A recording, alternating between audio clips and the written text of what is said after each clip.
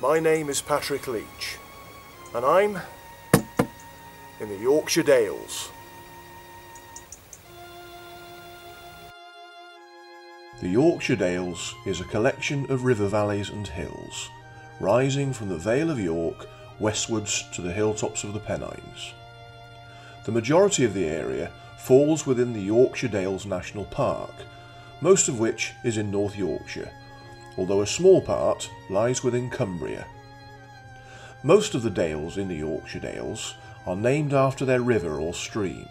For example, Wharfdale, named after the River Wharfe, Swaledale, after the River Swale, and Ribblesdale, named after the Ribble.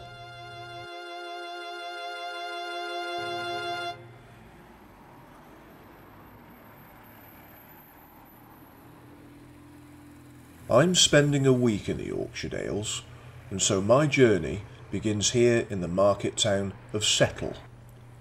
It lies just off the main A65 trunk road, which skirts the national park boundary. Settle is also famous as the historic starting point of the Settle-Carlisle Railway, one of Great Britain's most spectacular railway lines.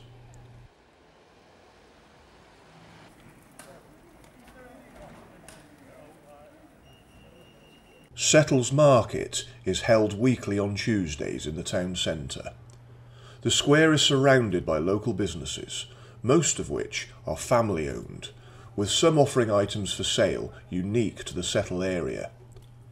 The Naked Man is believed to be the oldest cafe in the country.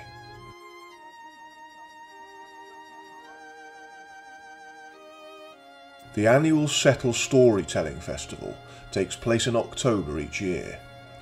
The festival brings internationally known and award-winning artists to the town, and boasts a range of paid-for and free events suitable for all age ranges.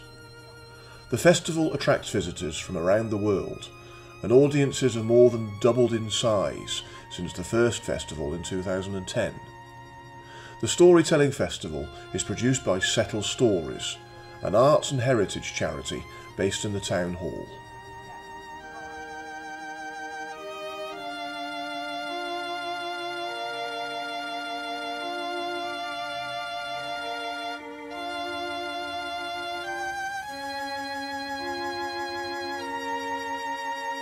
Today's tour of the Yorkshire Dales would take me from Settle and through part of Ribblesdale, as I more or less follow the riverside to the source, where the River Ribble begins at the confluence of the Galebeck and Cambeck at Ribblehead, in the shadow of Yorkshire's famous three peaks, Whernside, Ingleborough and Pen-y-Ghent.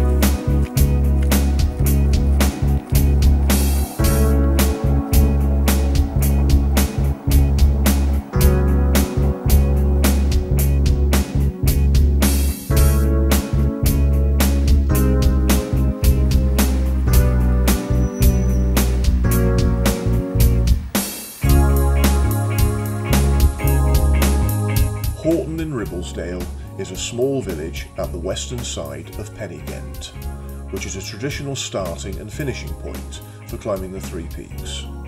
The Pennine Way also passes by the village. In 1597, Horton-in-Ribblesdale, like so much of northern England, was struck by a killer plague. This is confirmed by the parish burial register, which lists 74 deaths that year, compared to just 17 deaths during the preceding and succeeding years. Those lost to this epidemic amounted to roughly 1/8 of the parish's population.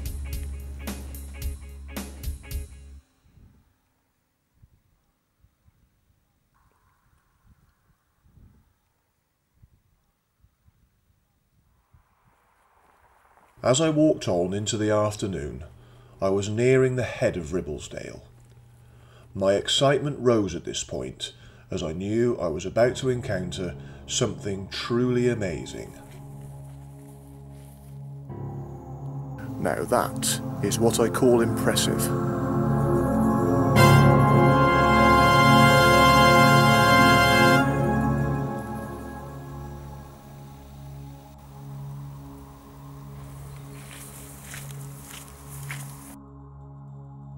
At the very head of Ribblesdale, near the source of the River Ribble, is the 24-arched Ribblehead Viaduct, which carries the Settle-Carlisle railway line across the valley of Chapel-le-Dale.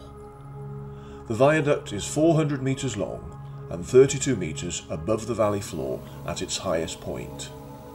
It is a Grade 2 listed structure and was built by the Midland Railway between 1870 and 1874. Around 1,000 manual labourers were involved in its construction, approximately 100 of whom were killed during that time as a result of industrial accidents.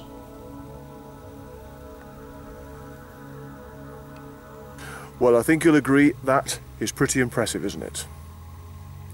Now, the very first time I came to the Yorkshire Dales, I would have been 22. It was 1988, and if I remember rightly, it was the very last time that I stayed in youth hostels on a holiday. I think it was on that occasion that I realised that I didn't like the lack of privacy and having to share dormitories with complete strangers and having to sleep on your money. So after that, I think I decided it was worth spending a little bit more to stay in a bed and breakfast where I had privacy and I didn't have to keep my eye on my money all the time.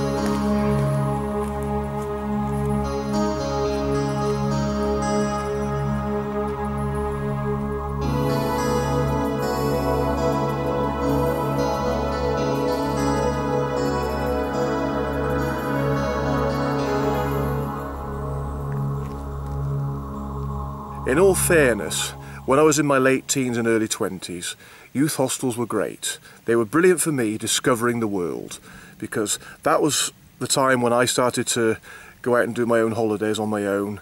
And youth hostels were good because you met people easily. Because in those days, they were a lot more basic than they are today. And you had just male dormitories and female dormitories. So, sleeping in the male dormitory, although you had a complete stranger sleeping below you or above you on the bunk bed, at least it was a good way of getting to know people. And I got to know lots of people. I mean, I only ever met them once when I came on holidays, but I still had a laugh at the time. And here in the Yorkshire Dales, I can remember meeting lots of people then in those youth hostels, having a laugh, and sometimes I went to the pub with some of them in the evenings. But I'm getting miserable in my old age, I have to say. Youth hostels aren't for me anymore. I'd rather pay that a little bit more, stay in a guest house and have my own room, shut the door on the rest of the world.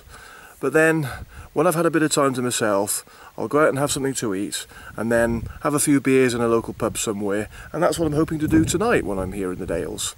And hopefully I will still get talking to some locals. But that's it, and then when I finish my night out for a few beers, I then go back to my guest house and then go back to my own bed with no one sharing the same room as me. That's the difference, and I do like that now.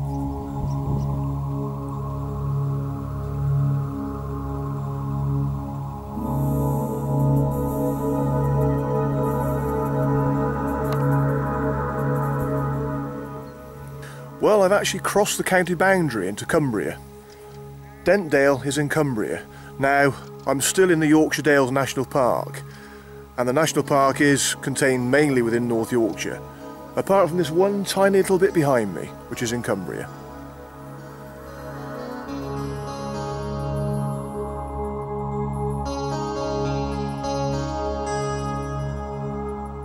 Dentdale takes its name from the village of Dent. Places in the Dale include Denthead, Dent itself and Gorthrop. The Dent Fault runs along the valley, marking a geological boundary between the Carboniferous limestone of Deepdale and the Craven Dales to the south, and the older Silurian rocks of the Howgill Fells to the north.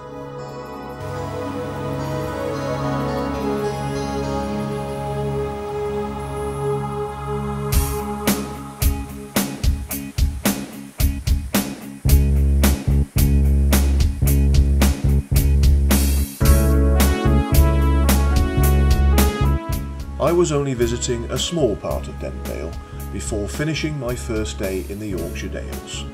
But before going on to check into my guest house, I just felt it would be really rude not to have one drink in the Sportsman's Inn. Pub